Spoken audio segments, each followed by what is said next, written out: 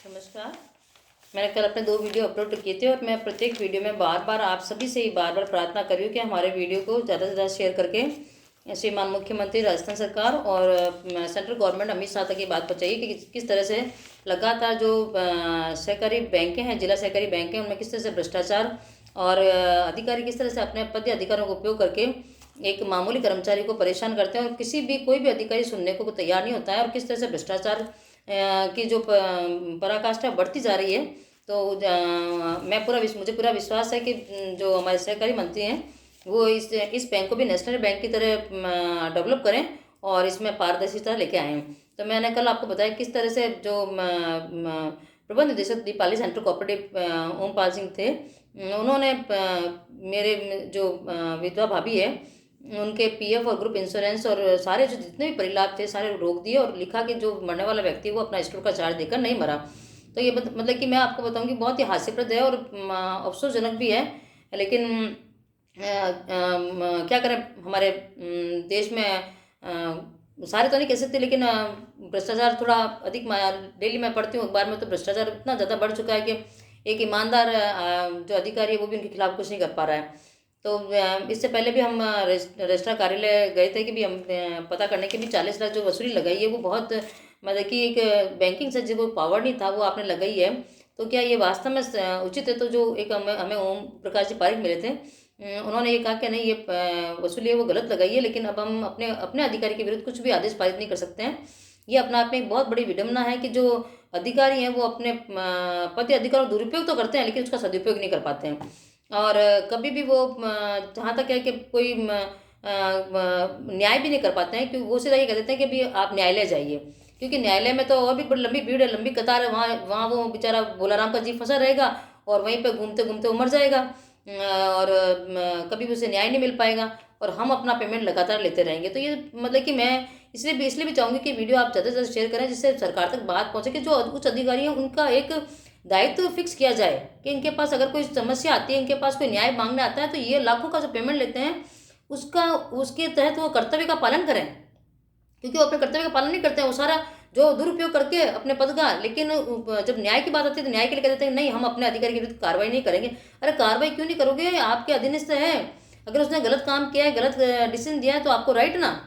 लेकिन उन्होंने ऐसा नहीं किया। इसके इसके अलावा मैंने कल आपको भी बताया था कि पीएफ और ग्रुप इंश्योरेंस जो श्रीमान ओमपाल जी ने भाटी ने रोका और उसमें ये कहा गया है कि नहीं, जो व्यक्ति मरा है वो चार्ज देकर नहीं मरा स्टोर का, इसलिए वो भुगतान नहीं मिलेगा, जबकि ऑलरेडी मार्च अप्रैल में ऑडिट हो चुकी स्टोर चार्ज की। तो स्टोर चार्ज में कोई ऑब्जेक्शन नहीं था, तो वो उनके द्वारा सारे परिलाभ रोकने के लिए कमेटी बनाई गई। वो कमेटी बनाना भी उन्होंने कहा कि मेरा क्षेत्र अधिकार है, वो बिल्कुल गलत था, क्योंकि आज तक कमेटी का कोई रिजल्ट भी नहीं आया। और इन्होंने हमें बाद में जो नए एमडी आए और भंवर सिंह जी बाजिया, उन्होंने हमें ये सूचना दी कि सेवाकाल के दौरान मृत्यु होने पर जो भी प्रभार होता है वो स्वतः अधिग्रहण कर लिया जाता है।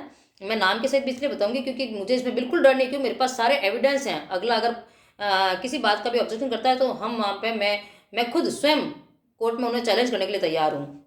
उसके बाद में आप ये देखिए कि पेंशन जो मामूली 1800 रुपये पेंशन थी, उसके लिए भी 6-7 साल से जितने भी जो रिटायर्ड पर्सन थे वो काफ़ी परेशान हो रहे थे। लेकिन वहाँ मुख्य प्रबंधक जो प्रमोद जी दवे हैं वो उनकी काफ़ी मतलब कि वो वहाँ पे एक लोकल वो अधिकारी हैं, उनकी काफ़ी चलती है और उन्होंने हर एक को यही बोला कि मैं पेंशन आपकी किसी की जारी नहीं होने दूंगा और जारी भी नहीं होने दी उन्होंने।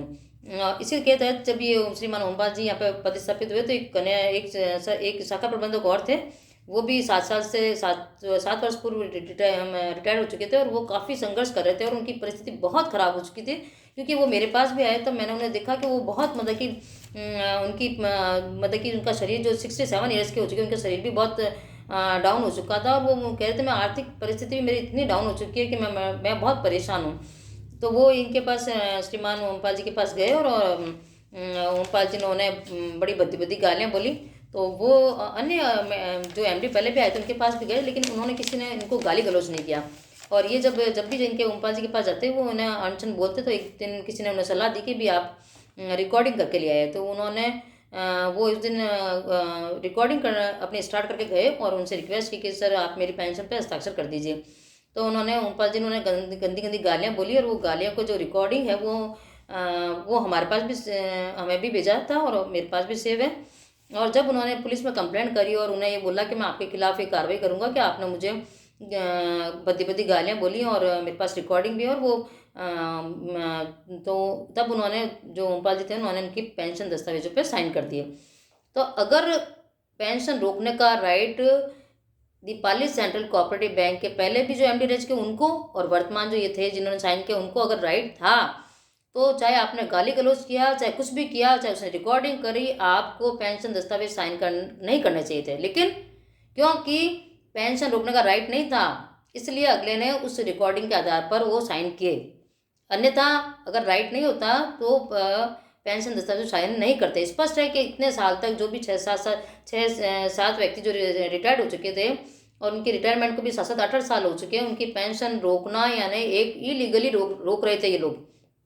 उसके बाद में मेरी जो भाभी है उन्होंने भी कोर्ट से माननीय उच्च न्यायालय से आदेश पारित करवाया पेंशन का, और जैसे और को रोक दिया वैसे इनके लिए भी इनको भी दी जाए। लेकिन आप मैं इसलिए बार बार आपसे रिक्वेस्ट कर रही हूँ कि जो इस विधवा महिला के साथ ये दोनों अधिकारी कर रहे थे वो बिल्कुल अमानवीय है। बहुत ही ज़्यादा निकृष्ट लोग, निकृष्टता से इन्होंने व्यवहार किया। निकृष्ट लोग हैं ये दोनों अधिकारी, क्योंकि इन्होंने उन 7 कर्मचारियों के पेंशन दस्तावेजों पे इन्होंने हस्ताक्षर किए रिटायरमेंट पर्सन के, लेकिन इस विधवा महिला ने जब अपने पुत्र को सारे दस्तावेज तैयार करके भेजे पेंशन डॉक्यूमेंट, तो श्रीमान मुख्य प्रबंधक प्रमोद दवे ने साइन करने से मना कर दिया। उसके बाद में मैं आपको बताती हूँ 15/8/2021 को बच्चा गया साइन कराने, मना कर दिया कि कोई पेंशन डॉक्यूमेंट्स मैं साइन नहीं करूँगा। 16/8/2021 को रजिस्टर लेटर के द्वारा पेंशन डॉक्यूमेंट सारे अटैच करके रजिस्टर लेटर के भेजे। तो आप मानेंगे कि मुख्य प्रबंधक प्रमोद जी दवे जो मेरे भाई से शुरू से एक दुश्मनी पालते थे, उन्होंने कहा कि पीएफ ग्रुप पेंशन से ले लिया कैसे भी करके, लेकिन अब मैं आपको और परेशान करूंगा। चाहे आपने माननीय हाईकोर्ट से भी अगर आपने ये डिसीजन करवा लिया है, तो इन्होंने बिना साइन के सारे डॉक्यूमेंट्स जोधपुर भेज दिए। जोधपुर से वापस कॉल आया कि भैया आपके डॉक्यूमेंट्स पे साइन ही नहीं है। तब हमने वापस इन्हें पत्र लिखा, डॉक्यूमेंट्स वापस पा लिया है। तो आप मानेंगे प्रमोद जी दवे की तो हद हो गई, मतलब कि वो मैं उन्हें उसे इंसान बोलूँगी नहीं, मैं नहीं बोलूँगी उसे इंसान। उस व्यक्ति ने ऐसे साइन किए जो वहाँ पे ईपीएफ ऑफिस में प्रमाणित नहीं थे। उसके बाद में हमने लास्टली बहुत ज़्यादा, मेरी भाभी बहुत परेशान हो गई, बहुत दुखी हो गई कि मैं कितना पैसा इसमें खर्च करूँ, बार बार कितना डॉक्यूमेंट भेजूंगी मैं, और कब तक मैं परेशान होंगी इस डॉक्यूमेंट। मैं इस पेंशन के लिए जो मन की लिए ये मतलब 1800 पेंशन जो मेरे लिए आज बहुत वैल्यूबल है, मेरी जो परिस्थिति है उसके अनुसार ये बहुत वैल्यूबल है मेरे लिए, उसे साइन करने के लिए मुझे इतना परेशान किया जा रहा है। तब मैंने कहा आप कम से कम एक पुलिस कंप्लेंट कीजिए, क्योंकि आपको इतना परेशान करें तो आपका राइट बनता है। मैं अपनी भाभी के साथ बराबर कंधे से कंधा मिलाकर फाइट कर रही हूँ और करती रहूँगी।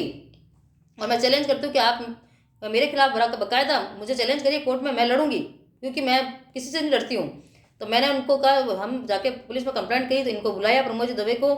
तब इन्होंने कहा कि ये सब कार्रवाई मैंने नहीं करी है, मुझे तो जैसा जैसे कहते हैं अधिकारी वैसा मैं करता रहता हूँ। आखिर उन्होंने वहाँ पे ये एक्सेप्ट किया कि अब जो भी है वो अधिकारी कह रहा है, और प्लीज़ आप है ना, उन्होंने हमसे किसी अन्य व्यक्ति को बुलाकर हम पे प्रेशर डलवाया कि ये आप शिकायत वापस ले लीजिए, मैं आपको जितना भी आपका ग्रेजुएटी उपार्जित अवकाश और आपका एरियर जो पड़ा है वो मैं आपको सब दिलवा दूंगा, आप मेरी शिकायत वापस ले लो। ना मेरी भाभी ने मैंने काफ़ी मना किया मेरी भाभी को, लेकिन वो एक बहुत ही घर से कभी बाहर नहीं निकली, पर्दानशील महिला है, और उन्होंने वो शिकायत वापस ले ली। तो आप इस चीज़ से आज मैंने आपको कल जो बताया कि पीएफ और ग्रुप इंश्योरेंस किस तरह से रोका, स्टोर चार्ज के नाम के आधार पर, किस तरह से अन्य जो रिटायर्ड पर्सन साथ थे उनके सभी के दस्तावेजों पर एक बार में साइन किए, केवाईसी तुरंत अपडेट कर दी गई। लेकिन इस विधवा महिला को परेशान करने के लिए इसके डॉक्यूमेंट्स पे पहले साइन नहीं किए, उसके बाद में रजिस्टर लेटर भेजा गया तो उसके ऊपर बिना साइन के भेज दिए गए। तीसरी बार में जब वापस लेटर आया तो अप्रमाणित साइन कर दिए गए।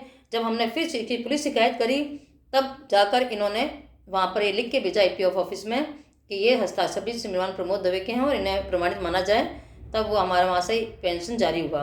तो कहने का मतलब यही है कि मैं आपसे बार बार इसीलिए रिक्वेस्ट कर रही हूँ कि आप इस मैटर को, अभी भी मैं जो आप बता रही हूँ कि पेंशन दस्तावेज अगर कोई व्यक्ति 7 व्यक्तियों के पेंशन डॉक्यूमेंट्स पे सेम साइन कर रहा है, तो क्या 8वें डॉक्यूमेंट्स पे सेम साइन नहीं कर सकता? उसके ऊपर उसके गलत साइन कैसे हो रहे हैं? वो कह रहे हैं, उन्होंने बकायदा पुलिस में ये कोतवाली थाने में ये कहा कि नहीं वो मेरे से गलती से हो गए। मैं ये पूछना चाहती हूँ कि जो अधिकारी 7 रिटायर्ड पर्सन के डॉक्यूमेंट्स पे बिल्कुल सही साइन कर रहा है, लेकिन 8वीं विधवा महिला के डॉक्यूमेंट्स पे पहले तो साइन करने से मना कर दिया ऑफिस में जब बच्चा गया, दूसरी बार में बिना साइन करे भेज दिए, तीसरी बार में अप्रमाणित साइन कर दिए, ये कैसे हो सकता है? ये नहीं हो सकता है। ये सिर्फ सोची समझी पूरी दिमाग की जो है ना मशक्कत करके की हुई कार्रवाई है कि कैसे इस महिला को परेशान करें, इसे भी मानसिक प्रताड़ित करें, और जैसे इसका पति मर गया ये भी मर जाए और या ये सड़क पे आ जाए तो हम खुश हो जाएं कि हमने इसको सड़क पे लेके आ गया इसको या इसको मार दिया है। तो मैं आपसे यही चाहूँगी कि कम से कम आप इस सब दस्तावेज़ों को अगर चाहें तो मंगा सकते हैं मेरे से। कोई भी मैंने इसमें झूठ नहीं बताया है आप, और मैं बार बार आपसे ये प्रार्थना करूँगी कि वीडियो ज़्यादा से ज़्यादा शेयर करके और न्याय दिलाने के लिए जो अधिकारियों ने हमारे साथ किया है। अब जिनके पास भी जाते हैं तो वो ये कहते हैं कि आपको पैसा तो मिल गया, पैसा अभी तो हमारा काफ़ी सारा उन्होंने रोक रखा है, और जो दिया है वो उनको रोकने का राइट नहीं था। ये मतलब नहीं होता कि हमें पैसा मिल गया तो हम अन्याय के खिलाफ नहीं लड़ें। आज वो अधिकारी जिस तरह से हमारे साथ उन्होंने किया है, लगातार मानसिक प्रताड़ित किया मेरी भाभी को, मेरे भाभी के बच्चों को, और उसके बाद में पैसा दिया, तो इसका मतलब कि हम बैठ जाए कि नहीं हमको पैसा मिल गया। और इन्होंने जो हमारे साथ किया वो जैसा भी किया उसको लेट गो करो। क्यों करें? जो अधिकारी आज भी हमें तरह तरह से परेशान कर रहा है, आज भी हमारा पैसा रोक रखा है, अनुकंपा नियुक्ति आज भी रोक रखी है, ग्रेजुटी आज भी रोक रखी है, उपार्जित अवकाश का पेमेंट रोक रखा है, ये वेतन का जो एरियर है वो रोक रखा है, और बाकायदा डेली कोई ना कोई ऐसे मतलब परेशान करने के नई तरकीब सोचते हैं। आए दिन नोटिस भेजते हैं कि आप पैसा जमा कराओ, जबकि हमें कभी कोई भी एडिशनल रजिस्ट्रार से लीगल नोटिस नहीं मिला है। अन्य सभी कर्मचारियों को मिला है लेकिन हमें नहीं दिया गया है। उसके बाद भी जान कर करके हमें अभी तक मेरी भाभी को इन्होंने उनके नाम से मार्च 2022 में बाकायदा इन्होंने लेटर फिर भेजा कि 40,54,000 जमा करो, जबकि ऑलरेडी इनके पास 35 लाख जमा है। तो मैं आपसे बार बार कहूँगी कि जिस तरीके से ये अधिकारी एक महिला को परेशान करने के लिए, या चाहे मैं ये मानती हूँ कि इसमें कई कुछ मैं इसको भ्रष्टाचार भी मानूंगी, क्योंकि इसके अंदर मैं आपको अगली वीडियो में बताऊंगी किस तरह एक शाखा प्रबंधक है जो एनपीए में दोषी है और 30 लाख वसूली है उसके ऊपर, और उन्होंने हाईएस्ट उन्होंने फर्जी दस्तावेजों के आधार पर लोन अनुशंसा करवाई थी, उनके सारे भुगतान किए इस बैंक ने। तो वो भ्रष्टाचार करके किया है, पैसे के लेन देन करके किया है। इसलिए मैं अगली वीडियो में वो भी बताऊंगी आपको। प्लीज़ आप इस वीडियो को ज़्यादा से शेयर कीजिए, और भ्रष्टाचारियों के विरुद्ध कार्रवाई करने के लिए सरकार का मेरे संदेश आप पहुंचाने की मेरी आपसे प्रार्थना है।